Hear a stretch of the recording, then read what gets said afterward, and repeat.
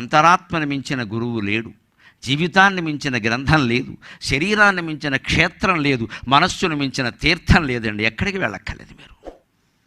మీరు శరీరమే గొప్ప క్షేత్రం, అదే పుణ్యక్షేత్రం. ధర్మక్షేత్రే కురుక్షేత్రే, అదే క్షేత్రం.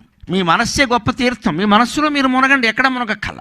అంటే మనసులో వచ్చే ఆలోచనలు అవి మంచివా చెడ్డవా, అందులో మునగండి, తెలిసిపోతుంది ఏది మంచిదో. మీకు తెలియదా? ఎవరో చెప్పడం ఏంటి? ఎవరో చెప్పిన మాటలు ఉపయోగపడుతుంది. ఇప్పుడు నేను చెప్పి ఉంటాయి కదా, మీరు గుర్తొస్తే ఖచ్చితంగా. అంతరాత్మను మించిన గురువు లేడు, జీవితాన్ని మించిన గ్రంథం లేదు. 100 మంది ఆత్మకథలు, జీవిత కథలు నువ్వు చదివినా, రామాయణం మొత్తం 24,000 శ్లోకాలు, భారతం మొత్తం 1,700 శ్లోకాలు, భాగవతం మొత్తం 14,093 శ్లోకాలు నువ్వు చదివినా, నీ లైఫ్ నువ్వు చదవకపోతే ఓడిపోయినట్టే లెక్క. నీ జీవితం నువ్వు చదవాలి.